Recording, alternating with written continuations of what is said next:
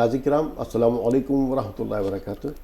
तहज़ीब टीवी पर आप सभी का इस्तकबाल है। मैं आपका मेज़बान आरिफ हसन और आप देख रहे हैं हमारा ख़ास प्रोग्राम अहकाम रमज़ान का बराह रास्त नशरिया। मेरी और आपकी रहनुमाई फरमाने के लिए स्टूडियो मौजूद हैं मशहूर और मारूफ आलिम दीन जनाब मौलाना उस्मान नदवी साहब। मौलाना साहब, प्रोग्राम में आपका बहुत बहुत खैर मक़दम। जी शुक्रिया। नाज़रीन, जैसा कि आप लोग जानते हैं कि आज रमज़ान का पहला दिन, पहला रोज़ा, और उस पर भी आज उम्मत मुस्लिमा के लिए दो खुशखबरियाँ।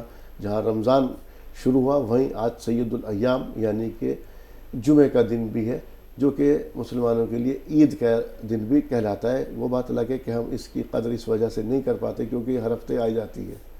तो इसी के हवाले से बात करेंगे, फिर कुछ रमज़ान की और रोज़ों के ताल्लुक़ से भी मौलाना साहब से रहनुमाई लेंगे। पहले सैयदुल अय्याम के हवाले से बात करते हैं कि जैसे जुमे का दिन है आज और पहला रोज़ा है, तो दो खुशखबरियाँ, आप इसको किस नज़र से देखते हैं मौलाना साहब? जी, बड़ी खुशी की बात है। अल्लाह तबारक व तआला ने रमज़ानुल मुबारक का महीना जो अता किया, और जो अभी जो फर्स्ट रमज़ान जो पहला रोज़ा शुरुआत हुआ वो भी सैयदुल अय्याम यौमुल जुमा, तमाम दिनों का जो सरदार है, यौम जुमा है, उस दिन से हमारी शुरुआत हुई है। और ये बड़ी खुशी की बात है। उम्मत मुस्लिमा के अंदर में एक फ़रहत है, खुशी है कि ये दिन, जिस दिन हम पहला रोज़ा रख रहे हैं, ये यौम जुमा के दिन से शुरुआत हुई है। हर तरफ खुशियाँ ही खुशियाँ हैं। अल्लाह तबारक व तआला हमें रमज़ानुल मुबारक के महीने जो जैसे आज खुशी है, इसी तरह अज़ अव्वल ता आखिर हमेशा हमें शादमा और खुश रखे। जी, बरकत वाला महीना, रहमत वाला महीना, रमज़ानुल मुबारक वाला महीना, इसके बारे में तमाम तर चीज़ें कही जाती। सैयदुल अय्याम सबसे बड़ी खुशखबरी, साथ साथ ये है कि रमज़ान की शुरुआत वो भी सैयदुल अय्याम यौम जुमा से शुरुआत हुई। तो आज थोड़ा सा जुमे के हवाले से बात कर लेते कि इस वक्त में जैसे अल्लाह ताला का ये बहुत बड़ा इनाम है कि आज जुमे का दिन भी है, तो इसके हवाले से आज रमज़ान का पहला रोज़ा भी किस तरह से मुसलमानों की इसकी तैयारियां करनी चाहिए? देखिए, रमज़ानुल मुबारक का महीने के जब नबी करीम सल्लल्लाहु अलैहि वसल्लम जब रमज़ानुल मुबारक का महीना आते थे, वो सबसे पहले अनफाक में ख़र्च को बढ़ोतरी हवाओं की तरह बढ़ाते थे। ख़र्च को ज़्यादा करके खर्चा दिल, यानी अपने नबी पाक अलैहिस्सलातु वस्सलाम फ़राख दिली के साथ खर्चा करते थे। दोनों हाथों से खर्चा करते जी। और दूसरी बात यह है कि रमज़ानुल मुबारक के महीने में जो हमें तैयारी करनी है, अपने औकात को ना निज़ामुल औकात बनाना बहुत ज़रूरी है।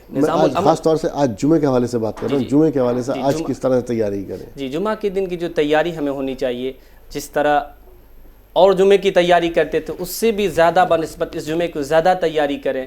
और रमज़ानुल मुबारक के महीने में जैसे ही आते ही नबी करीम सल्लल्लाहु अलैहि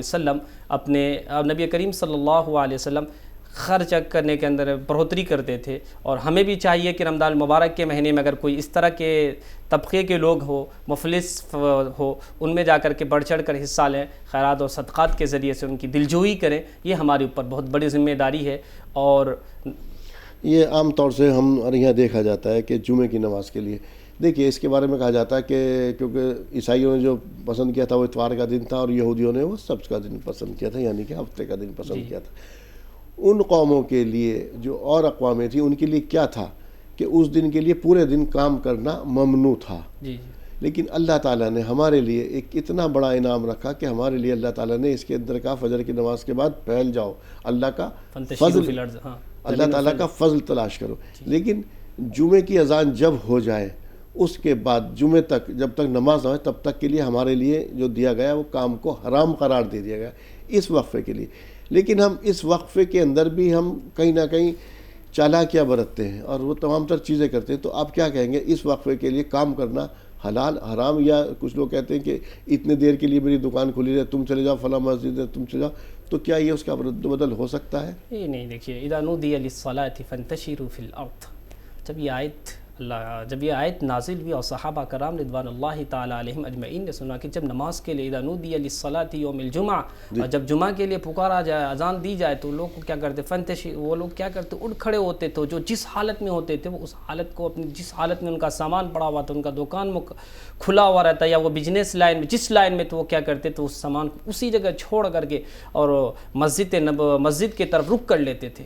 تو وہی ہم صحابہ نبی وہی صحابہ کرام کی اتباع کرنے والے ہیں, وہی نبی کریم صلی اللہ علیہ وسلم کی اتباع کرنے والے ہیں. تو ہمیں بھی وہی کرنا چاہیے جو صحابہ کرام رضوان اللہ تعالیٰ علیہم اجمعین کر رہے ہیں. اگر ہم کوتاہی کر رہے ہیں, سستی کر رہے ہیں, کاہلی کر رہے ہیں, یہ ہماری سب سے بڑی حماقت ہے اور بے وقوفی ہے. تو چاہیے کہ رمضان المبارک کا جب جمعہ کی اذان کے لیے جب بلایا جائے تو آپ جلدی سے ایک دم ایسے نکلیے جیسے بہت تیزی کے ساتھ نماز جمعہ کی طرف نکلیے, اور خشوع و خضوع کے ساتھ اللہ تبارک و تعالیٰ کے در کے سامنے, اللہ کے سامنے سرنگو ہوئیے. یہی طریقہ ہے, اسی طریقے کو اپنانا چاہیے جو صحابہ کرام رضوان اللہ تعالیٰ علیہم اجمعین نے اپنایا تھا. اسی طریقے کو اپنانا. اگر ہم سستی کرتے ہیں, کاہلی کرتے ہیں, یہ بڑی حماقت کی بات ہے. جمعے کی تیاری کے اندر ایک اور ہمارے یہاں چیز پائی جاتی ہے کہ لوگ کہتے ہیں کہ اس دن غسل کرنا واجب ہے یا سنت. تو اس کے غسل کے تعلق سے بات کروں, اگر غسل واجب نہیں ہے تو غسل کرنا کیسا ہے؟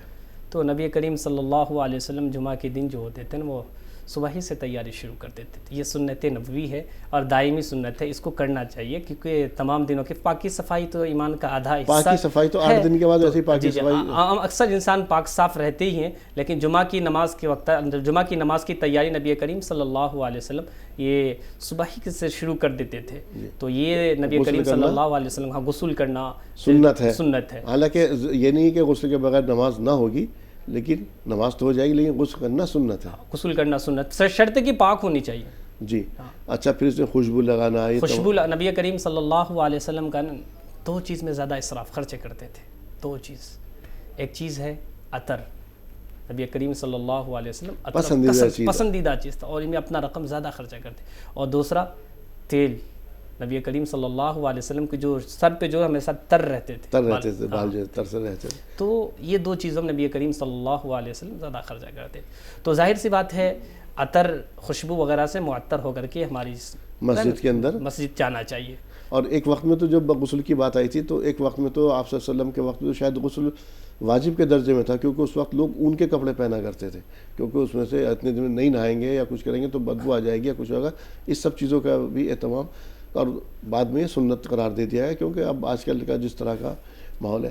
اچھا, ایک اور چیز اب آتی, اب اس کے بعد آتے ہیں ہم خطبے کی طرف. جی, ہمارا جو یہ حال ہے, ہم بھاگتے دوڑتے جو مساجد کے اندر جا رہے ہیں, تو نماز اول, وہ اذان اول سے نماز جب تک کمپلیٹ ہو جائے تب تک کے لیے کام حرام ہے یا خطبے کی اذان سے؟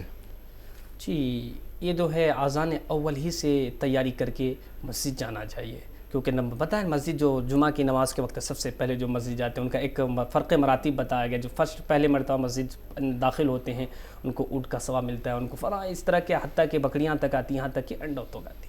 تو نبی کریم صلی اللہ علیہ وسلم جو تھے وہ صحابہ کرام رضوان اللہ تعالیٰ علیہم اجمعین, یہ جب اذان ہوتی تھی اذان سے پہلے ہی وہ مسجد میں پہنچ کر کے رہا کرتے تھے. تو یہ طریقہ جو ہے, جو صحابہ کرام رضوان اللہ علیہم اجمعین کا جو طریقہ ہے, یہ افضل طریقہ ہے کہ اذان کے بعد یعنی اذان سے پہلے کوشش کیجیے آپ مسجد پہنچیے اور وہاں جا کر کے صلاۃ تحیۃ المسجد پڑھیے اور سب دیگر نوافل وغیرہ پڑھ کر کے اس کے بعد خطبہ ہوگی, امام صاحب پھر خطبہ دیں گے, خطبہ کی اذان ہوگی, خطبہ کو غور سے سنا و سماعت کریں گے. یہ تمام چیزوں کو پہلے ہی سے کرنا چاہیے, پہلے مسجد جا کر کے بیٹھ جانا چاہیے. اگر کوئی لوگ خلاف شرع جب اذان ہوئی اور مسجد جا کر کے بیٹھ جاتے ہیں تو نماز میں تو کوئی دقت پریشانی نہیں ہوگی, لیکن یہ ادب کے خلاف ہے, مسجد کے آداب کے خلاف ہے. آپ پہلے جائیے کیونکہ ثواب ہر کوئی چاہتے ہیں کار خیر میں سبقت کریں. اور اللہ تعالیٰ کا بڑا انعام ہے, تھوڑا سا وقفہ رکھا ہے اس امت کے لیے, یہ نہیں کہا کہ پورے دن کام کرنے کے لیے منع کر دیا گیا. بہرحال اس میں مزید بات کریں گے. فرزانہ خاتون ہمارے ساتھ ہیں لدھیانہ سے. فرمائیے کیا سوال ہے آپ کا؟ السلام علیکم. وعلیکم السلام ورحمۃ اللہ. جی مفتی صاحب, اور آپ خیریت سے ہیں؟ جی دعائیں ہیں آپ کی. جی مفتی صاحب, میری ایک ہی سوال ہے. میری سوال یہ ہے, جیسے نا مرد لوگ روزہ رکھ کے گول کر لیتے ہیں تو کیا اس کا حکم ہے؟ مرد روزہ رکھنے کے بعد بھول کر لیتے ہیں کئی لوگ. بھول سے کیا کرتے ہیں؟ اچھا, کچھ کھا پی لیتے ہیں؟ جی نہیں, گل منجن سے منہ دھو لیتے ہیں. جی, رمضان المبارک کے مہینے کے اندر میں اگر کوئی شخص رمضان کو روزہ رکھا ہوا ہے اور گل کرتا ہے, گل کرنا یہ مکروہ تحریمی ہے. یعنی گل کرنا مکروہ تحریمی ہے. اگر جو شخص زیادہ کرتا ہے, کہتے ہیں کہ ہر وہ چیز اگر حلق تک اس کا اثر پڑ جاتا ہے. روزہ کی تعریف ہے کہ انسان کوئی چیز ان کے حلق تک، ان کی اثر تک نہ پہنچے. حتیٰ کہ اگر کوئی شخص زیادہ گل کا عادی ہو کر کے رمضان المبارک کے مہینے، رمضان کے دن میں اگر گل کرتے ہیں، یہ گل اگر زیادہ کثرت سے کرتا ہے تو یہ ان کا روزہ ٹوٹنے کا خدشہ ہے، لیکن یہ مکروہ تحریمی تک ہے، کراہت. تو پھر روزہ کیا کس بات کا ہوا؟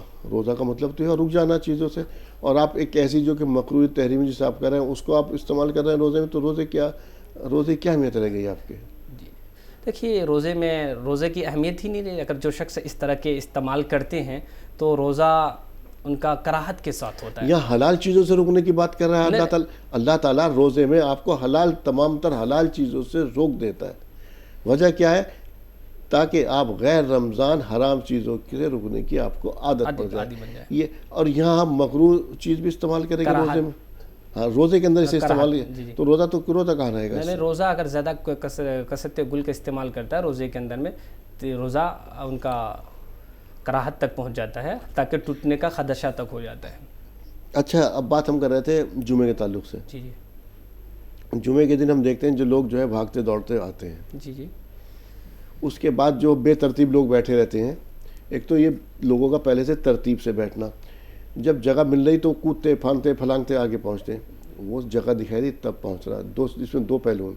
ایک تو انہوں نے جگہ کیوں چھوڑی، دوسرا جب اسے جگہ ملی تو کودتا پھلانگتا جو آگے بھاگ رہا. تو اس میں کون خطاوار ہے، جس نے جگہ چھوڑی یا پیچھے سے آ رہا ہے؟ یہ دیکھیے، سب سے پہلے ذمہ داری یہ ہے کہ جب امام صاحب خطبہ کے لیے یا تقریر یا بیان کے لیے کھڑے ہوتے ہیں یا دیتے ہیں تو چاہیے کہ جو جگہ خلا ہے اس کو پر کروا دیں. اور خلا کو پر کرنے کے بعد جو خلا اگر پر نہیں ہوتا ہے تو جانتے ہیں اس خلے کے اندر میں درمیان شیطان حائل ہو جاتا ہے، اور اس درمیان شیطان ابھی جماعت کھڑی نہیں ہوئی ہے. جی جی، میں خطبے کی بات کر رہا ہوں. خطبے کی دوران خطبے کی دوران اگر خالی جگہ ہے تو اس خلا کو پر کرنا چاہیے، کیونکہ نبی کریم صلی اللہ علیہ وسلم جو مجالس لگا کرتے تھے وہ مجالس لگا کرتے تو جگہ خالی نہیں رہا کرتی تھی.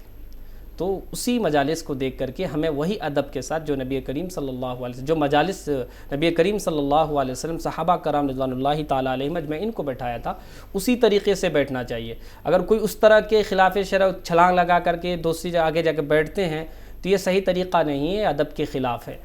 یہ پیچھے سے آنے والا جو ہے وہ خطا کار ہے، جگہ چھوڑنے والا؟ جی، خطا کار کون ہیں ان میں؟ خطا کار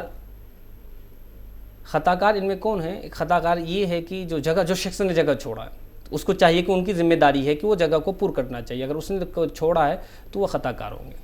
اچھا، اب ایک شخص جو ہے جیسا کیسا دکھائی دے رہا ہے، سب لوگ سے سیدھے بیٹھے ہوئے ہیں اور کودتا پھلانگتا آ رہا وہ، اور اگلی صف میں جگہ پانے کی کوشش میں، یہ خلاف شرع ہے، صحیح طریقہ نہیں ہے. جی. اچھا، اس خطبے کی اہمیت کیا ہے؟ جی، خطبہ کی اہمیت نبی کریم صلی اللہ علیہ وسلم نے حجۃ الوداع کے موقع پر لوگوں کو جو خطبہ دیا تھا، خطبہ ایک اہمیت کا حامل ہے، تاکہ نبی کریم صلی اللہ علیہ وسلم نماز کو شروع کرنے سے پہلے انسانوں کو کہہ دیا ایھا الناس اتقوا اللہ، اے لوگو اللہ سے ڈرو. نبی کریم صلی اللہ علیہ وسلم خطبہ دینا واجب ہے، سننا بھی واجب ہے. تو خطبہ کی بڑی اہمیت احادیث مبارکہ میں وارد ہوئی ہے. خطبہ جا کر کے خطبہ سننا ہر انسانوں پر واجب ہے، چاہیے کہ مسجد جانے کے بعد وہ خطبہ سنیں. اچھا، خطبہ سننا آپ نے کہا واجب ہے، اور کسی کا خطبہ چھوٹ گیا تو؟ کسی شخص کا خطبہ اگر چھوٹ گیا تو اس سے اس کی نماز کے اندر میں کوئی حرج نہیں ہوگی. شرط یہ ہے کہ آئندہ اس طرح کی وہ ان سے تلافی نہ ہو کہ خطبہ میں پہلے مسجد میں جا کر کے بیٹھ کر خطبہ سننا چاہیے. یہ بہت شکریہ. مزید بات کرتے ہیں اس پر. طاہرہ صاحبہ کو شامل کر لیتے ہیں راجستھان سے. فرمائیے کیا سوال ہے آپ کا؟ ہلو جی فرمائیے. ہاں، ہمارا سر یہ مانگنے والے آتے ہیں، ان کو مانگنے والے جو آتے ہیں جو اچھے پیسے والے ہوتے ہیں تو سبھی کو دینا ضروری ہے، اپن سے زیادہ پیسے والے. وہ کہہ رہے ہیں جو دروازے میں مانگنے والے ہیں گھر پہ، ٹھیک، تو اپن سے زیادہ پیسے والے ہیں، کیا انہیں دینا ضروری ہے؟ ٹھیک ہے. جو دروازے پہ مانگنے والے آتے ہیں جو پیشہ والے، ان کا پیشہ یہ ہے کہ ان میں سبھی کو دینا ضروری ہے. جب سوال کر رہا تو دیکھیے اللہ قرآن کریم کے اللہ تبارک و تعالیٰ فَأَمَّا السَّائِلَ فَلَا تَنْهَرْ، اگر کوئی مانگنے والا ہے تو اس کو چھڑکیے مت. آپ کو کیا آپ کو کیسے پتا کہ اگر وہ اس کو ضرورت اصلیہ ہو سکتا ہے انہیں ضرورت ہو اور وہ آپ کے در پر آیا ہو تو ان کو جھڑکنا نہیں چاہیے, ان کو دے دینا, کچھ نہ کچھ دینا چاہیے. جو پیشے ور لوگ ہیں جن کا پیشہ ہی یہ ہے تو ان کے لیے کیا کریں؟ وہ خود کہہ رہی جو مالدار ہیں اچھے خاصے انہوں نے پیشہ بنا لیا, ان کے کیا کریں گے؟ جی اگر اس طرح کے لوگ آپ کے علاقے میں اگر آتے ہیں, ان کا پیشہ بنا ہوا ہے, آپ کو اچھی طریقے سے علم ہے, تو اس کو نہ دے کر کے اور دوسرے غربا لوگ جو غریب لوگ ہیں ان کو آپ دے دیجیے, وہ بہتر طریقہ, وہ سب سے بہتر ہے اور افضل یہی ہے. بشیرہ صاحبہ فرمائیں کیا سوال ہے آپ کا؟ السلام علیکم. وعلیکم وعلیکم السلام. السلام ورحمۃ اللہ وبرکاتہ. مبارکاں جی روزے دے سمے جی وہ مبارکاں جی نوانوی نے دیا. نہیں دہرائیے ذرا ٹھہر کر کے سوال اپنا, کیا سوال ہے آپ کا؟ اچھا ساڈا میرا سوال یہ ہے جی روزہ رکھتے ہیں جی بھی مطلب بارے کم کر سکتے ہیں جی؟ روزہ رکھنے کی ہمت نہیں ہو پا رہی؟ ہاں جی روزہ میں کوئی بھی نہیں چھڑتی, روزہ بھی 5 وقت نماز بھی پڑھتی ہاں تے مطلب پنڈاں دے وچ ہوندا نا باہر گوہا پتنا یہ جا کام کرنا سارا کچھ ڈنگراں دا. نہیں آپ نے زکوٰۃ دینی, نماز پڑھی, سب کچھ ہے, لیکن روزہ رکھنے کی ہمت نہیں ہو پا رہی. کس کی ہمت نہیں ہو پا رہی روزہ؟ آپ کی یا آپ کی والدہ کی؟ جی میں آپ وہ کرتی ہیں جی. آپ کی عمر کتنی ہے؟ کوئی پریشانی ہے آپ کو؟ کیوں ہمت کیوں نہیں؟ 53 سال دی جی. جی 53 سال دی عمر ہے جی میری. وہ تو ٹھیک ہے, آپ کی 54 سال کی ایج ہے, لیکن میں پوچھا کوئی بیماری ہے آپ کو؟ ہاں جی ہاں میں بیمار رہنی ہے جی, میرا چورا ٹوٹیا ہوا, تکلیف تھا میری. تو ان سے روزہ کا کیا تعلق ہے؟ روزہ تو رکھا جا سکتا ہے اس میں. روزہ رکھتی ہیں جی, نماز بھی پڑھتی ہیں, کرسی پہ بیٹھ کے پڑھتی ہیں. میں وہی کہہ رہی کرسی پہ بیٹھ کے نماز پڑھتی, کولے وغیرہ میں چوٹ ہے ان کے اس میں, تو وہ سب چیزیں کرتی, صدقہ زکوٰۃ سب چیزیں, روزے ان کو روزہ رکھنے میں دشواری ہے. تو دیکھیے اگر وہ مریض نہیں ہے اور کوئی مریض مرضہ وغیرہ لاحق نہیں ہے, اور اگر مرضہ نہ لاحق ہونے کے بعد بھی مرضہ اس کو نہیں ہے, اگر پھر بھی اگر وہ روزہ نہ رکھے تو وہ گنہگار, روزہ رکھنا چاہیے. اگر کوئی ماہر طبیب کہے کہ اگر آپ کو روزہ رکھنے کی وجہ سے آپ کو دقت اور پریشانی ثابت ہوگی تو اس جگہ روزہ نہ رکھیں, ٹھیک ہے. دوسری مسئلہ یہ ہوئی کہ نماز پڑھنے کا, نماز چاہے اگر آپ کو پریشانی ہے, کوئی مرض کا شکار ہے, تو آپ اگر بیٹھ کر نماز پڑھتے ہیں تو بیٹھ کر پڑھ لیجئے. اگر آپ کو بیٹھ کر نماز پڑھنا ہے, نماز بیٹھ کر پڑھنا چاہتے تو بیٹھ کر پڑھ لیجئے, نماز ہو جائے گی, اس سے کوئی دقت کراہت نہیں ہوگی. اور صدقہ خیرات خوب کیا کیجئے. اور روزہ تو ناظرین ایک ایسی عبادت ہے جس کے بارے میں اللہ تعالیٰ خود کہتا ہے کہ جتنی بھی انسان عبادات کرتا ہے وہ صرف اس کے لیے, خود کے لیے ہے, اور روزہ میرے لیے ہے, اور روزے کا تو اجر میں خود دوں گا. یا ایک جگہ تو یہ فرمایا بلکہ روزہ میں خود ہی ہوں. جی اللہ تعالیٰ نے یہ کہہ دیا. تو اللہ تعالیٰ کی ایک بات جو اللہ تعالیٰ خود کہہ رہا میرے لیے, تمام تر عبادات اس کے لیے, تو اور اس جیسی نعمت سے محروم ہو جانا. پھر جہاں اللہ تعالیٰ یہ بھی فرما رہا ہے کہ شروع میں کس طرح سے عادات ڈالی گئی کہ ایک روزہ عاشورے کا روزہ کہوں آپ صلی اللہ علیہ وسلم نے دیا. مکہ میں تو یہ لوگ واقف ہی نہیں تھے اس تمام تر چیزوں کی, اس عبادات سے. پہنچتے مدینے تو وہاں یہودیوں رکھا دیکھا کس طرح سے. ایک اور کالر سے بات کر لیتے ہیں اور مزید بات کریں گے اس پہ. حاجرہ ہمارے ساتھ ہیں, فرمائیے حاجرہ کیا سوال ہے آپ کا؟ جی السلام علیکم. وعلیکم السلام ورحمۃ اللہ وبرکاتہ. جی مفتی صاحب سے 2 سوال ہے میرے. جی یہ عورت کو مہینہ جو پیریڈ پرابلم ہے, بچے جانے کی سوجن کی وجہ سے مہینے بڑھتا ہے تو کنٹینیو پیریڈ ہے, تو پھر اس میں روزے رکھ سکتے کیا؟ کون سا سوال آپ تک؟ جی ایام حیض کی حالت. اچھا ٹھیک ہے. دوسرا سوال کیا نماز پڑھ سکتے کیا ایام حیض میں؟ ہاں پیریڈ کی حالت. ٹھیک ہے. جی دیکھیں رمضان المبارک کے مہینے میں اگر کوئی شخص, کوئی عورت اگر حائضہ ہو گئی ہے, یعنی پیریڈ کی دقت, پیریڈ ہو گیا ہے, تو وہ روزہ نہ رکھے, اس کی روزہ نہیں ہوگی. اور رہی بات روزہ حیض کی حالت میں, وہ نماز بھی اس سے ساقط ہو گئی, وہ نماز بھی نہ پڑھے. ہاں جب وہ پاک صاف ہو جائے تو نماز پڑھے اور اس کے بعد پھر روزہ رکھنا شروع کرے. جی ان کے ایک اور بھی پرابلم ہے ان کی جو یوٹرس ہے اس میں سویلنگ ہے ان کو, تو اس کی وجہ سے کوئی ڈسٹربینس ہے. تو اب یہ بتائیے یورین میں یوٹرس ہے تو شاید اس کی وجہ سے ایام جو حیض کا جو ہے وہ کنٹینیو ہے, ان کی جو حیض کا خون ہے وہ کنٹینیو آ رہا ہے ان کو. تو یہ کب تک روزہ نہ رکھے, کب تک نماز نہ پڑھیں؟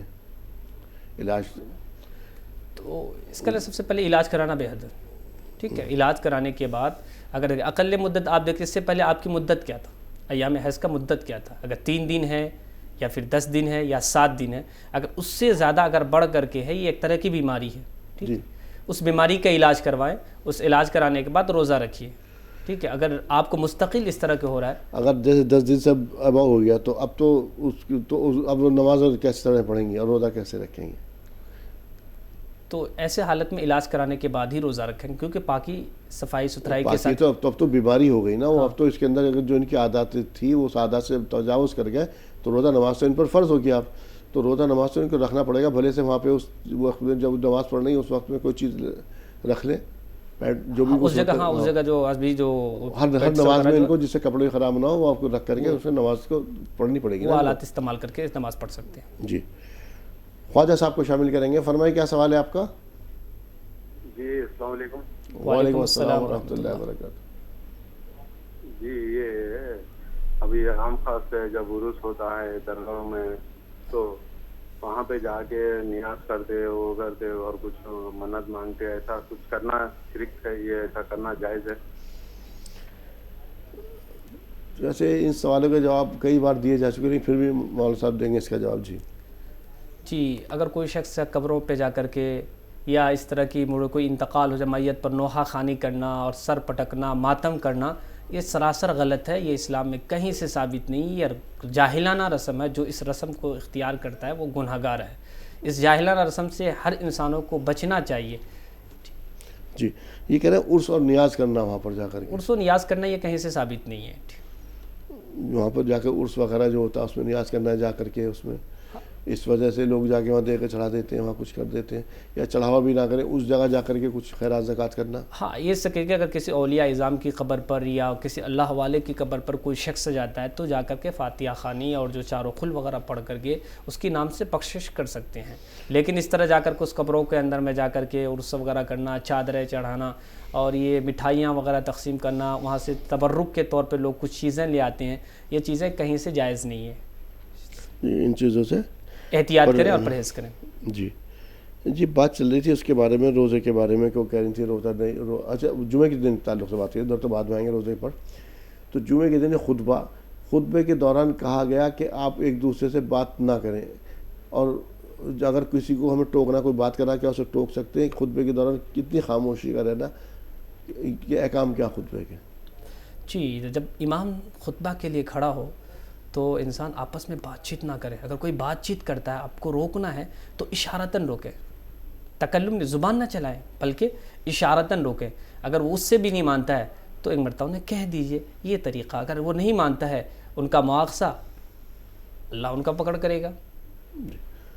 اب بات آتی ہے رمضان کے بارے میں، یہ آج آپ نے جمعے کے تعلق سے بتا دیا۔ اچھا ایک سوال اور جمعے کے تعلق سے رہ گیا میرا، جو تھا ان حضرات کے لیے جو کہا گیا کہ یہ اس دوران کام کرنا قطعاً حرام ہے، اذان سے لے کر کے نماز تک۔ اب جو لوگ اس کے اندر ہیلے حجت بہانہ کرتے ہیں، وہ کیا کرتے ہیں کہ فلاں مسجد میں 2:30 بجے ہوگی، اس میں 1:30 بجے ہوگی، میں 1 بجے والی میں جہاں 1 بجے نماز وہاں پڑھا کے آ جاتا ہوں۔ تو اب یہ اس دوران جو کام کیا، جو آپ کی آمدن ہوئی، وہ کس زمرے میں جائے گی؟ جی اگر کوئی شخص نماز تو فرض ساقط ہو جائے گی، اگر کوئی شخص وقت مقررہ پر جا کے مسجد نہیں گیا اور مسجد میں جا کر وقت مقررہ پر نہیں گیا اور مسجد میں جا کر کے جیسے اخلاص اور للہیت کے ساتھ عبادت کرنی تھی وہ نہیں کیا، نماز خشوع و خضوع کے ساتھ نہیں کیا، نماز ہو جائے اس میں کوئی کراہت نہیں۔ ہاں جو کام کیا وہ کس زمرے میں جائے گا، وہ تو حلال ہو ہی جائے گا، اس میں کوئی دقت کا مسئلہ نہیں۔ حلال ہو جائے گا؟ حلال کہ حلال کیسے ہو جائے گا جب اللہ تعالیٰ منع کر رہا، اس دوران کام کرنا منع ہے؟ جی ایک تو نماز تو پاک ہے، فرضیت ساقط ہو گئی اس کے ذمہ سے، فرضیت اس کے ذمہ سے ساقط ہو گئی، اور ایک طرح کی آیت کا منکر، اذا نودی للصلاۃ من یوم الجمعہ فاسعوا الی ذکر اللہ، کچھ چاہیے کہ وہ اللہ کے ذکر کی طرف چل پڑے۔ اللہ کے ذکر کی طرف جب اذان ہو گئی، کاروبار بند کر دیجئے، حکم ہے؟ جی یہ حکم ہے۔ میں ابھی بھی کاروبار کر رہا ہوں، میں نے اس کے اندر سے ایک ہیلا نکال لیا کہ ایک بھائی سے کہا یا کسی سے کہا کہ تم جو ہے دوسری والی مسجد پڑھا نا، میں اس میں جا کے پڑھ کے آ جاتا ہوں۔ اب یہ جب اذان کے الفاظ میرے کان میں پڑ گئے تو اس وقت سے نماز جب تک نہیں ہو جاتی ہے تو وہ کام کرنا مجھے روک دیا گیا، حرام قرار دے دیا گیا، کلام پاک کے اندر بڑی تفصیل سے آیات بھی اتری ہیں اس کے بارے میں، لیکن میں پھر بھی اس کے اندر ایک ہیلا میں نے ہیلا نکال لیا ہے. ہیلا نہیں نکالنا چاہیے، یہ تو ہیلا ہی ہوا نا. ہیلا نکال، یہ میرا کس زمرے میں جائے گا؟ آمدنی یہ تو حرام ہوئی نا. یہ آمدنی آپ کا حرام تک پہنچ جائے، لیکن حرام تک آپ کا آمدنی. یہودی کیا کرا کرتے تھے؟ ان کو شکار وہ کیا کرتے تھے؟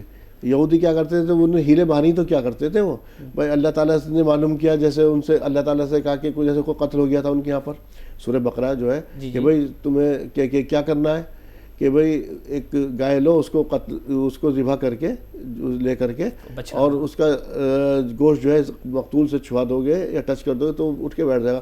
انہوں نے کیا ہے، وہ گائے کیسی ہونی چاہیے، اس کا رنگ کیسا ہونا چاہیے، اتنی حجت، اتنے ہیلے. پھر ایسے ہی ان کے اوپر جو ایک انہوں نے جو سب کا رنگ وہ چنا تھا، دن اس کا ہفتے کا دن چنا تھا، تو ان کے لیے مچھلی جو پکڑنا حرام تھا، وہ کیا کرتے تھے، وہ گڑھے بنا دیے اس کو، جس سے کہ مچھلیاں جمعے کے دن وہ اس کے دن سنیچر کے دن آ کر کے اس میں پھنس جائے اور وہ اگلی ان کو شکار کر لیا کرتے تھے. تو اگلی حلال میں کیا یہ چیز جو میں کہہ رہا ہوں اس سے ملتی جلتی نہیں ہے. جی یہ تمام چیزیں جو آپ نے اپنی باریکیاں سے سوال کی تھی، یقیناً یہ تمام چیزیں ہیلے اسی سے مل رہا ہے. ٹھیک ہے، جو یہودی لوگ جو یوم السمک دن مچھلی کا شکار والا مسئلہ، اور وہ گائے کیسی ہوگی، اس طرح کے ہیلے اختیار کر کے جو کر رہے تھے، تو یہ اسی زمرے میں آیا. لیکن یہ قطعاً حرام ہے. اس طرح سے لوگوں کو کوشش نہیں کرنا چاہیے. اس طرح لوگوں کو چاہیے کہ وقت مقررہ پر جا کر کے مسجد جا کر کے، وقت مقررہ اس پیریڈ سے اذان سے لے کر کے نماز تک کام کرنا قطعاً حرام. میری آمدن حرام ہو گئی. وہ اب اس سے میں جا کے روزہ افطار کروں یا کچھ بھی کروں تو وہ تو میں نے محنت بھی کی، بیکار ہوئی. جی اور جو ایک چیز اور بھی تو ہے، جو میری قسمت میں لکھا ہے، تقدیر اس پر یقین کیوں نہیں ہے مجھے؟ روزی تو خود میرا دروازہ تلاش کر کے آئے گی میرے دروازے پر. جس کو اس پہ یقین کامل رکھنا بہت ضروری ہے. اگر آپ نے آمنت باللہ و ملائکتہ و کتبہ و رسولہ والقدر خیرہ و شرہ من اللہ تعالی والبعث بعد الموت، اور جب تقدیر پر آپ جب ایمان لے آئے تو ضروری ہے اس پر ایمان رکھیں. جو تقدیر میں جو آپ کا جو کچھ لکھا ہوا ہے یہ ضرور ملے گا. یہ من جانب اللہ ہوگا، اللہ کی جانب سے ضرور ملے گا. اگر جو شخص تقدیر کو نہیں مانتا ہے تو وہ اسلام سے خارج ہے. تو آپ نے یہاں پہ وہی آپ کی میں جو سوال یہ تھا اسی جگہ پہنچ گیا جو وہ ہیلے بہانے کیا کرتے تھے. پھر آپ سے اللہ کی رحمت اور اللہ کی تمام تر چیزوں کی آپ بھی برکات کے، اللہ کی خصوصی نگاہوں کے آپ منتظر ہوتے ہیں. پھر کہتے ہیں ہماری دعائیں قبول نہیں ہوتی، روزہ بھی رکھ لیا. ہم نے روزے کو تو اپنے خود باطل کر دیا. جی یہ ہمارے یقیناً ہمارے اندر میں اس طرح کی کوتاہیاں پائی جاتی ہیں جو آپ نے باریکیوں سے نکالا ہے. یہ کوتاہی بہت بڑی کوتاہی ہے. اس کوتاہی سے ہمیں بچنا چاہیے. اگر کسی طرح کی ہیلے بہانے اور طرح کی حربے وغیرہ استعمال کر کے ہم اپنی کوتاہی کر لیتے ہیں، اس سے ہمیں بچنا بہت ضروری ہے. اس طرح کی کوتاہی سے ہمیں بہت بچنا ضروری ہے. اب ہم رمضان کی طرف بھی آئیں گے، کس طرح سے اللہ تعالیٰ نے حکم دیا رمضان کے بعد. اسما صاحبہ کو شامل کر لیتے ہیں. فرمائے کیا سوال ہے آپ کا؟ السلام علیکم. وعلیکم السلام ورحمۃ اللہ وبرکاتہ. جی رمضان میں تراویح کی دعا دیکھ کر پڑھ سکتے ہیں کیا؟ کس کی دعا؟ تراویح کی دعا دیکھ کر کے پڑھ سکتے ہیں کیا؟ یہ جو تراویح جو 4 رکعت کے بعد کی دعا ہے تو کہیں پر دیکھ کر کے ہماری کتاب میں لکھی ہوئی ہے، کسی پیپر میں لکھی ہوئی ہے، موبائل سے نکال کے اسے پڑھی جا سکتی ہے. جی نماز تراویح کے بعد اگر 4 رکعت کے بعد جو لوگ شخص چاہے وہ تراویح کی دعا پڑھے تو پڑھا جا سکتا، کوئی دقت کا مسئلہ نہیں. چاہیے کہ اسے سب سے بہتر طریقہ اسے یاد کر لینا چاہیے. نہیں وہ یاد کر لے، یاد نہیں تو دیکھ کر کے پڑھا جا سکتا. پڑھنے میں کوئی حرج نہیں، پڑھ سکتا. اچھا دوسری بات ایک اور ہے، مجھے یہ دعا یاد نہیں ہے، جی میں کوئی اور بھی دعا تو پڑھ سکتا ہوں یا وہی دعا ضروری ہے؟ نہیں ضروری نہیں ہے وہ دعا، کوئی اور بھی دعا پڑھ سکتے ہیں. لیکن جو طریقہ نبی پاک علیہ الصلاۃ والتسلیم سے اور صحابہ اور تابعین اعظام سے چلا ہوا رہا ہے تو اس کو پڑھنا چاہیے. اگر کوئی وہ دعا یاد نہیں ہے تو اس کی جگہ دوسری بھی دعا پڑھ سکتے ہیں، اس سے کوئی دقت کوئی. اچھا یہ دعا تو کوئی یہ تو ہے نہیں کہ آپ صلی اللہ علیہ وسلم سے یا صحابہ سے اس طرح کی، یہ کہاں سے ثابت ہے؟ تابعین سے، صحابہ کرام سے، تابعین سے ثابت ہے یا صحابہ سے ثابت ہے دعا؟ اس طرح کی یہ دعا صحابہ اور تابعین اعظام سے ثابت ہے. تابعین یا صحابہ سے دعا ثابت ہے. چلیے تو آپ دیکھ کر کے پڑھ سکتے ہیں، اس کے اندر کوئی مذاق نہیں، کیونکہ آپ کی نیت تو اس وقت جو نماز ہے آپ کی 4 رکعت 2 کر کے وہ مکمل ہو گئی. اب آپ نماز سے تو باہر آ گئے تو یقینی طور پر آپ جو ہے اس کو دیکھ کر کے بھی پڑھ سکتے ہیں. اچھا مولانا صاحب اب بات کر رہے تھے جمعے کی نماز کے بارے میں. اب جمعے کی نماز کے بعد خطبہ ہوا، نماز ہوئی. اب اس کے بعد انسان کو اب وہ آزاد ہے، اور وہ جا کر کے اپنے کاروبار کے اندر. کیا اس کے بعد بھی جب تک امام صاحب نے دعا نہیں کی, کیونکہ اجتماعی دعا کا تصور تو نہیں ملتا کہیں بھی, تو کیا یقینی طور پر اس دعا میں شامل ہونا ضروری ہے؟ نہیں, اجتماعی دعا سے جو ہوتا ہے امام صاحب کرتے ہیں, اس طرح کے اجتماعی دعا کرتے ہیں, اگر کوئی شخص شریک نہ ہو تو اس میں کوئی حرج کی بات نہیں, وہ جا سکتے ہیں. ٹھیک, لیکن نماز کے بعد فارغ ہے وہ, نماز کے بعد وہ فارغ ہیں. سلام پھیرنے کے بعد امام صاحب سلام پھیر دیتے ہیں, تو اس کے بعد جو وہ فارغ وہ جا سکتے ہیں کھڑا ہونے کے لیے. جمعے کی نماز کے تھوڑا سا وہ بھی بتا دیجیے آپ. جمعہ ہی ہے, رمضان کا بہت ہمارے یہاں بہت سارے لوگ اس طرح سے ہیں, کئی لوگ ہیں اس طرح سے, اللہ ماشاء اللہ جو ٹی وی دیکھ بھی رہے ہیں ان کو صحیح طرح سے نماز کا طریقہ بھی نہیں آتا. جمعے کی نماز کا پورا کتنی رکعت ہوتی, کس طرح سے, کس ترتیب سے پڑھی چاہیے, ایک مرتبہ طریقہ بتا دیجیے. تو رمضان المبارک کی جو جمعہ کی جو نماز ہے یہ کل 14 رکعتیں ہوتی ہیں. ٹھیک ہے, اور 4 رکعت جو ہے یہ سنت مؤکدہ ہے, جو فرض سے پہلے پڑھی جاتی ہے, اور 2 رکعت جو ہے یہ فرض ہے. پھر اس کے بعد 4 رکعت سنت مؤکدہ ہے, پھر 2 رکعت سنت مؤکدہ اور 2 رکعت نفل ہے. اس طرح یہ کل 14 رکعت ہو گئے انسانوں کو پڑھنا چاہیے. سید شوکت علی فرمائیے, کیا سوال ہے آپ کا؟ جی میرا سوال یہ ہے کہ جمعے کے دن جو ہے 2 جگہ بیان سن سکتے ہیں خطبہ؟ جمعے کے دن کس کا بیان سن سکتے ہیں؟ جی آپ نے کیا کہا, کس کا بیان سن سکتے ہیں جمعے کے دن؟ جمعے کے دن جو ہے جیسا کہ 1 بجے ایک مسجد میں جماعت ہے, تو دوسری مسجد میں 2 بجے ہے, تو میں ادھر جا کے جو ہے تو میں جمعے کے دن جو ہے بیان سن سکتا ہوں کیا سر؟ 2 جگہ دونوں مسجد کا؟ ہاں, دونوں مسجد کا, نماز ایک جگہ, مسجد بیان 2 جگہ. ٹھیک ہے, اور کوئی سوال؟ اور کچھ نہیں. وہ یہ کہہ رہے ہیں کہ میں نے ابھی گیا میں جا کر کے میں نے ایک مسجد میں دیکھا کہ وہاں پہ میں نے ان کا بیان سن لیا, سنتیں پڑھی, جا کے دوسری مسجد پہنچ گیا کہ کچھ اور مل جائے سننے کو. وہاں پہ ابھی نماز لیٹ تھی, میں نے ان کا ہی بیان سنا, پھر وہاں نماز مکمل کر لی. کیا طریقہ صحیح ہے؟ جی دیکھیے, اگر آپ پہلی مسجد میں نماز جمعہ سے فارغ ہونے کے بعد اور سنت و نوافل سے فارغ ہونے کے بعد آپ دوسری مسجد میں جا کر کے تقریر اور جو خطبہ اور بیان ہوتا ہے آپ سن سکتے ہیں, اس کو کوئی حرج. یہ نہیں کہ پہلی مسجد کا آپ نے خطبہ سنا, ابھی آپ نے دیکھا دوسری مسجد میں پہنچ گئے کہ پھر اس کا خطبہ سنا, پھر وہ وہاں پہ بھی خطبہ چیزیں سنی اور پھر وہاں نماز مکمل کی. اگر پہلی مسجد میں پہنچے تو پہلے وہیں پر نماز مکمل کر لیں. پہلی مسجد میں اگر پہنچے تو سب سے پہلے پہلی مسجد میں نماز اپنے مکمل کر لیں. اس کے بعد اگر بیان وغیرہ کہیں دوسری مساجد میں ہو رہا ہے تو آپ سن سکتے ہیں, اس سے کوئی حرج نہیں. الطاف انصاری ہے ہمارے ساتھ, فرمائیں کیا سوال ہے آپ کا؟ جی الطاف صاحب. جی سوال بیان کیجئے سر. الو, السلام علیکم. وعلیکم السلام ورحمۃ اللہ وبرکاتہ.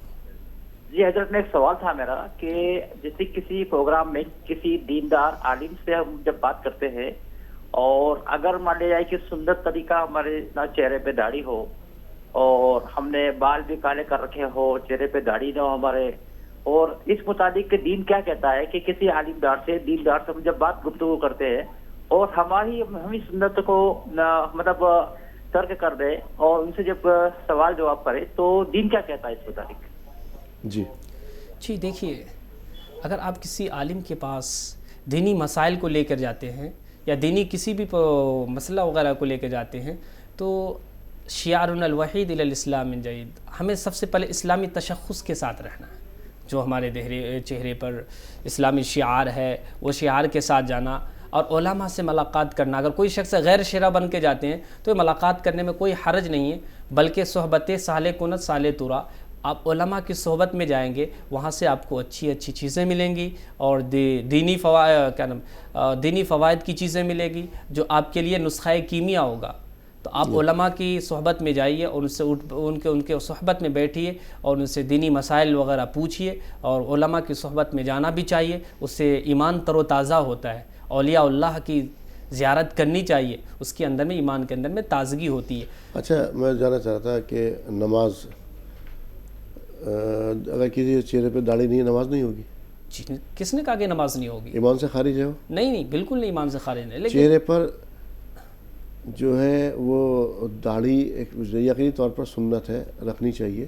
اور یہ زیادہ بڑا گناہ یا گھر کے اندر جو ہماری خواتین جو بے پردہ رہتی ہیں, جو سب سے بڑا موت بتایا گیا دیور کو, اس کے ساتھ جو ہمارے گھروں کے اندر بے پردگی وہ زیادہ بڑا گناہ؟ جی دیکھیے, گھر کے اندر میں جو پردگی کا مسئلہ ہوا سب سے بڑا جو گناہ ہے اگر گھر کے اندر میں بے پردگی ہے اور اختلاط زیادہ ہے، دیوروں کے ساتھ اختلاط وغیرہ ہے، تو اس جگہ پردہ کرنا ضروری ہے. وہاں تو موت بتایا موت، گیا، دیور کو ایک موت کہا گیا ہے، ان سے بچنا چاہیے. ہماری قوم جو ہے اس کے بارے میں وہ حضرت عیسیٰ علیہ السلام ان کا قول بڑا صادر آتا ہے. اس وقت مجھے بار بار بہرا میں کہا بھی کرتا ہوں کہ یہ قوم جو ہے مچھر چھانتی رہ جاتی، سموچے اونٹ نکل جاتی، لکڑ ہضم، پتھر ہضم، حلال حرام، جو پیسہ جس نیت سے آ رہا وہ سب ہضم، اس کے پیٹ میں سب جائز ہے. گھر کے اندر کیا ہو رہا ہے اس کے سب جائز ہے. اس کے دوسروں پہ تنقید ضرور کرے گی کہ تمہارے چہرے پہ یہ بڑی داڑھی ہے. اسے یہ چھوٹی چھوٹی چیزیں جس کا کوئی اتنا بڑا جواز نہیں بنتا، جس سے نہ تو اس کے ایمان کے اوپر کوئی فرق پڑا، ایمان سے خارج ہو رہا نہ کچھ ہو رہا.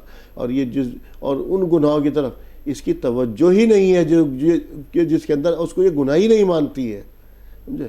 اب بڑے بڑے گناہوں کے اندر یہ ملوث ہے، اور اس کی جو بربادی کا جو وجہ ہے وہ یہی ہے. وہ یہ سیم وہی یہودی کیا کرتے تھے، وہی ان لوگوں کی عادت بنتی چلی جا رہی ہے. کہیں سے کوئی اچھی بات ملے گی لینا نہیں ہے اس کو، اچھی بات کو تنقید کرنا ہے ان کو لوگوں کو. بہرحال ایک کالر ہمارے ساتھ اور ہے جی. سوال کیجیے اپنا، کیا سوال ہے آپ کا؟ جی میرا سوال یہ ہے کہ زکوٰۃ دینا کیا فرض ہے؟ زکوٰۃ دینا کس کو جائز ہے؟ جی ہاں ٹھیک. اور ایک سوال یہ بھی ہے کہ 10 دن میں شبیل پڑھ سکتے ہیں کیا؟ 10 دن کی تراویح؟ جی ٹھیک ہے جی. دیکھیے زکوٰۃ دینا جو ہے یہ 8 قسم کے لوگوں کو زکوٰۃ دینا ہے. جو 8 قسم کے لوگوں کو زکوٰۃ دینا ضروری ہے. ایک مؤلفۃ القلوب ہے، ایک عامل جو علماء اور مدارس وغیرہ کے کچھ عامل حضرات آتے ہیں جو بچوں کے لیے بچوں کی رقم کے بچوں کے مدرسے کے سلسلے میں آتے، آپ ان کو دے. سب سے پہلے جو ہوتی آپ کے جو اقرب میں جو لوگ ہیں، جو قریب میں جو لوگ ہیں، اللہ تعالیٰ نے یہ سب سے پہلے تو یہ صدقہ ہے جی. اس صدقہ کس طریقے کا؟ 2 طریقہ، ایک صدقہ واجبہ، ایک صدقہ نافلہ.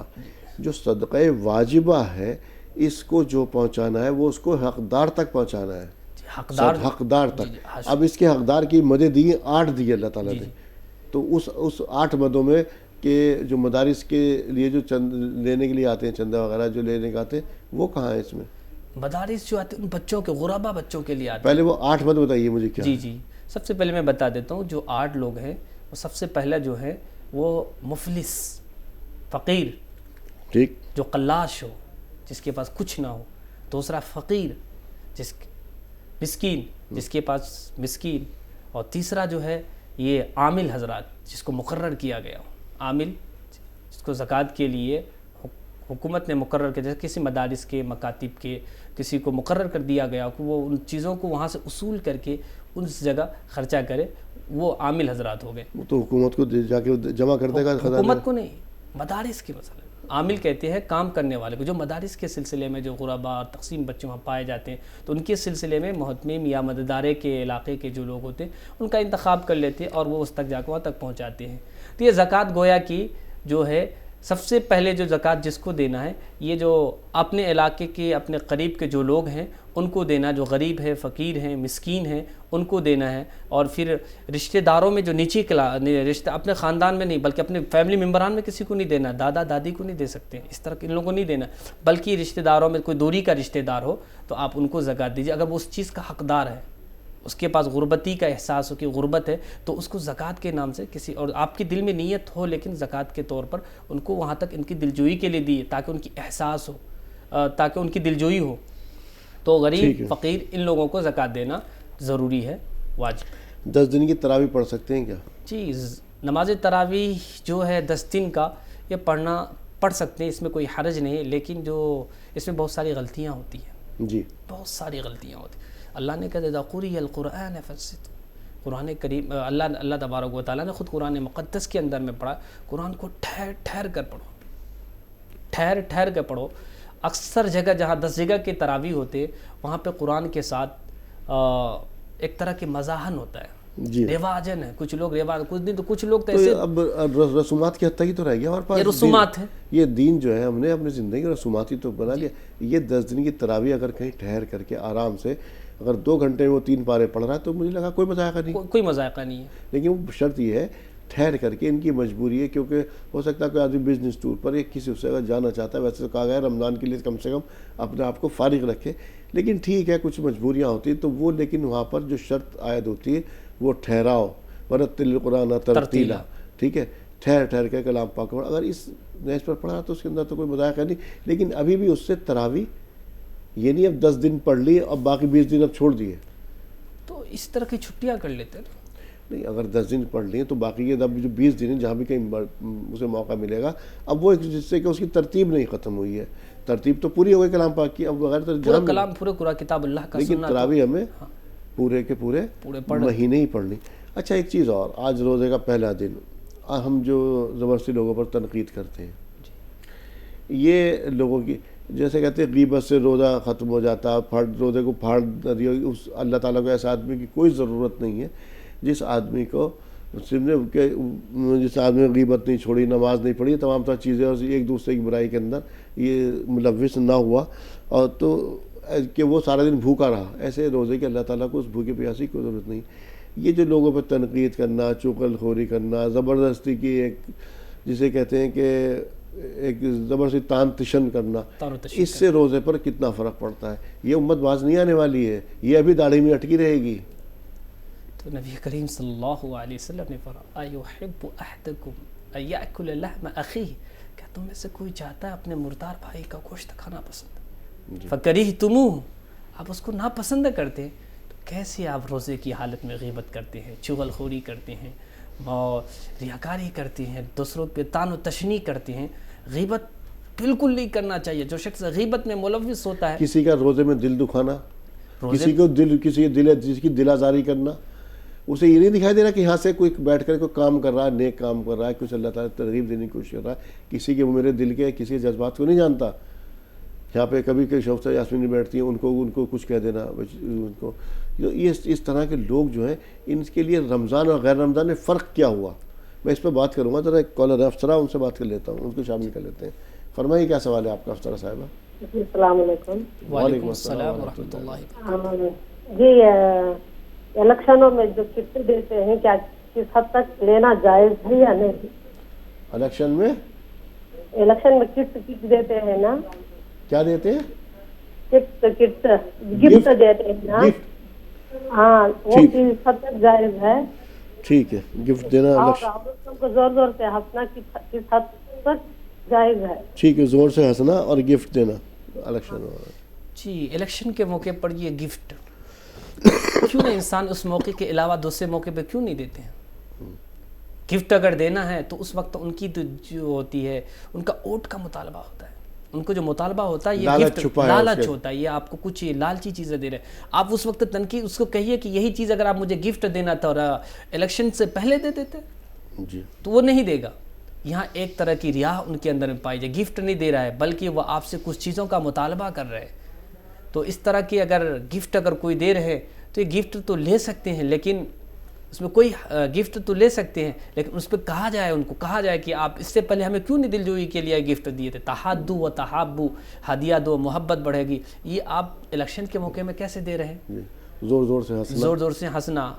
کسی لا تسخر منا ان تسخر منکا، آپ کسی کا مذاق نہ اڑائیے، ٹھٹھا نہ اڑائیے، ہنسی نہ کیجیے. ان تسخر منکا، اگر تم کسی کا ٹھٹھا اڑاتے ہو نا، ایک دن تمہاری بھی ٹھٹھا اڑایا جائے گا. اچھا، میں نے جو سوال کیا تھا ابھی، جو تنقید کے تان تشن کرتے ہیں، ان لوگوں کے لیے رمضان اور غیر رمضان میں کیا فرق ہے؟ جی، جو لوگ ان طرح کے اعمال میں ملوث ہوتے ہیں وہ بہت بڑا گناہ کبیرہ کا مرتکب ہے. کیوں کسی کی انسان پر تنقید کیوں کریں گے؟ تنقید کرنے سے پہلے تحقیق کریں کہ جس پر ہم تنقید کر رہے ہیں کیا اس کے اندر یہ صفتیں پائی جاتی یا نہیں جاتی. آپ کیسے ان پر یہ کر سکتے ہیں؟ کیسے حسن گمان کر سکتے ہیں؟ یہ غلط ہے. نبی کریم صلی اللہ علیہ وسلم حسن الظن من حسن العبادہ، اچھا گمان رکھنا عبادت کے جزوں میں سے ایک جز ہے. اگر جو شخص اچھا گمان نہیں رکھتا، بدگمانی رکھتا ہے، بد کلامی کرتا ہے، اس کے خلاف طعن و تشنیع کرتا ہے، وہ انسان بہت بڑے گناہ میں ملوث ہے. اگر وہ انسان اس کو معاف نہیں کرتا ہے تو جانتے ہیں یہ حقوق العباد کے متعلق آ گیا. اگر وہ معاف نہیں کرے گا وہ اس سے بہت بڑا گناہ گار ہوگا. آپ ایک انگلی دوسری طرف اٹھاتے ہیں، 4 انگلی آپ کی طرف آتی ہیں. آپ اپنی کسی پہ تنقید کرنے سے پہلے اپنے گریبان میں کیوں نہیں جھانکتے؟ انسان کو کہنا الکیس من دان نفسہ، کہتے ہیں عقل مند وہ نفس اپنے نفس کو ٹٹولے، اپنے آپ کو دیکھے انا میرے اندر میں کیا ہے. اگر جو انسان دوسروں پہ تنقید کرتا ہے نا وہ سب سے پہلے اپنے اوپر دیکھے کہ میں کیا ہوں, اس کے بعد وہ تنقید کرنا بند کر دے گا. تنقید اور اسلام میں اس میں کتنا فرق آ جاتا ہے. جی, اسلام میں جو شخص تنقید اور وہ کرتا بھی آپ دیکھیے اس کے پاس کوئی دلیل نہیں ہوتا. ہاں, تنقید اگر آپ کر رہے ہیں حقیقت میں وہ چیز ان میں پائی جاتی ہے تو ایک حد تک ٹھیک ہے, لیکن آپ اس کو تحقیق بھی نہیں کیا. اس کا مقصد کیا ہے آپ کو, کسی کی دلجوئی کرنا, اس کی تجزیہ کرنا, اس کا وہ کرنا, یا اس پہ کمنٹس سے تان تشن. اس کا مقصد آپ کا یہ نہیں کسی کی اصلاح ہے جو ہمارے تنقید کا, اس کی تجزیہ کرنا آپ کا مقصد یہ ہے اس کا. اور یہاں بیٹھ کر کہ ہاں میں بہت بڑا علامہ, میں نے کیا کہ ایک طرح سے میں نے سوال اٹھا دیا, کسی کی داڑھی اٹھا دیا, شفت یاسین بیٹھتی ہیں ان کے اوپر کوئی سوال اٹھا دیا میں نے بڑا بھاری, میں نے بہت بڑا لمبا دار پڑ گیا. اور رمضان کے مہینے کے اندر آپ کو شرم نہیں آتی, آپ لوگ اس طرح سوالات کرتے ہیں. جو لوگ اس طرح کے چیزوں میں ملوث ہیں وہ اس کو چاہیے کہ وہ توبہ وغیرہ کرے, کسی پر تہمت نہ لگائیں. استنی موادی التہم, لوگوں تہمت نہ لگاؤ کسی پر, جی تہمت سے بچو. آج اللہ تعالیٰ جمعے کا دن ہے اور جمعے کے دن ہم سب کی خیر کی توفیق عطا فرمائے. میرا مقصد بھی کسی کو یہ نہیں, کیونکہ اکثر و بیشتر آپ لوگ حدیں جب کراس کرتے ہیں تو اس وقت ہمیں بھی تکلیف ہوتی ہے. یہاں سے ایسا نہیں تھا, لوگوں کو یہ ہمارا مقصد آج بھی جو اس پر بات کرنے کا تھا وہ یہ تھا کہ اصلاحی مقصد تھا. ہمیں کسی کے چوٹ پہنچانا مقصد قطعاً نہیں تھا اس چیز کا بات کرنا, لیکن بہت دن ہو گئے تھے تو آج بات کرنا میں نے ضروری سمجھا.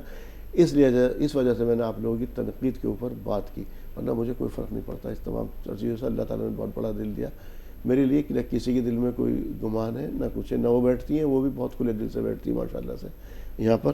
جی مولانا صاحب لوٹ رہے ہیں اپنے اس کی طرف, روزے کی طرف. اس رمضان کے ایک مرتبہ پھر کہ اللہ آپ صلی اللہ علیہ وسلم کہا کرتے تھے 2 مہینے پہلے دعا مانگا کرتے تھے کہ اللہ تعالیٰ مجھے رمضان کا مہینہ عطا فرما اور ہماری عمروں میں برکت عطا فرما دے. اس مہینے کے لیے اگر میں اپنی مغفرت اس مہینے میں بھی نہیں کرا پایا تو میں کس درجے میں کھڑا ہوں گا, کیونکہ اللہ تعالیٰ کی تو رحمت برکت ہر طرح عظمت بے پایا اور وہ کھڑی ہے اور وہ برس رہی ہے اس وقت. جی, رمضان المبارک کا مہینہ بابرکت بڑی باسعادت مہینہ ہے. اگر اس مبارک مہینے میں آپ نے مغفرت نہیں کرا, گویا کہ ایک آپ ہلاکت کے دہانے پر کھڑے ہیں. اس مبارک مہینے میں آپ نبی اللہ تبارک و تعالیٰ بالکل فراخ دلی کے ساتھ انسانوں کو چھوٹا عمل کرو, سادہ پاؤ. جیسے ہر فصل ہوتا ہے موسم بہار, ہر موسم میں اپنا ایک فصل خوب پھلتا پھولتا ہے, اسی طرح رمضان المبارک نیکیوں کا موسم بہار, نیکیوں کا موسم بہار ہے. اس میں خوب آپ جتنی اچھائیاں کریں گے, نیک کام کریں گے, اس میں آپ کا بڑھوتری ہوگا اور بڑھوتری ہوگا. آپ اس میں بڑھ چڑھ کر حصہ لیجئے اور نیکیوں کے کام میں آگے بڑھیے. جی, ایک اور شامل کر لیتے ہیں. حسینہ صاحبہ ہمارے ساتھ ہیں, فرمائے کیا سوال ہے آپ کا. السلام علیکم ورحمۃ اللہ وبرکاتہ. وعلیکم السلام ورحمۃ اللہ وبرکاتہ. آپ کو مفتی صاحب کا اور تہذیب ٹی وی کی پوری ٹیم کو رمضان کا مہینہ بہت بہت مبارک. آپ کو بھی بہت بہت مبارک. میرا سوال یہ ہے کہ عارف بھائی, اب ہم ہر روز جو ہے 2 رکعت تراویح پڑھتے ہیں, جی کیا 4 رکعت کی بھی نیت کر کے پڑھ سکتے ہیں؟ ٹھیک ہے, اور یہی سوال ہے. ٹھیک. دیکھیے, اگر کوئی شخص اگر آپ چاہتے ہیں تو 4 رکعت کی نیت کر کے بھی تراویح پڑھ سکتے ہیں, کوئی حرج نہیں ہے, کوئی مذائقہ نہیں ہے, لیکن بہتر ہے کہ آپ 2 رکعت کر کے پڑھیے. اچھا, آپ صلی اللہ علیہ وسلم نے جو ہے فرمایا تھا آخری اپنے جو شعبان رمضان سے پہلے جو آخری خطبہ دیا تھا کہ رمضان کے آپ کے 2 پروگرام دیے گئے, ایک دن کا روزہ رکھنا اور رات کا قیام التہجد مراد ہے. قیام اللیل. سب سے پہلے تو بتائیے روزے کا حاصل اور حصول کیا ہونا چاہیے؟ روزے کا جو حصول ہے نا وہ اللہ تبارک و تعالیٰ کی خوشنودی, اللہ تبارک و تعالیٰ کی خوشنودی ہونا چاہیے. ان کا حصول کا مقصد یہ ہے کہ اللہ تبارک و تعالیٰ نے خود کہا ہے من صام حدیث میں ہے کہ من صام, نبی کریم صلی اللہ علیہ وسلم نے من صام رمضان ایمانا احتسابا غفر له ما تقدم من ذنبه. جو شخص رمضان المبارک مہینے کا روزہ رکھتا ہے اللہ تبارک و تعالیٰ ان کی اگلے اور پچھلے گناہ معاف کر دیتے ہیں. جی بہت شکریہ مولانا صاحب, آپ اسٹوڈیو میں میری اور تمام ناظرین کی تشریف کے رہنمائی فرمانے کے لیے آپ کا تہہ دل سے شکریہ. شکریہ. اور اسٹوڈیو میں تشریف آوری کے لیے آپ کا تہہ دل سے شکریہ. تو ناظرین احکام رمضان میں آج اتنا ہی، اسی کے ساتھ اپنے میزبان کو دیجیے اجازت. آپ دیکھتے رہیے تہذیب ٹی وی. السلام علیکم ورحمۃ اللہ وبرکاتہ. السلام علیکم.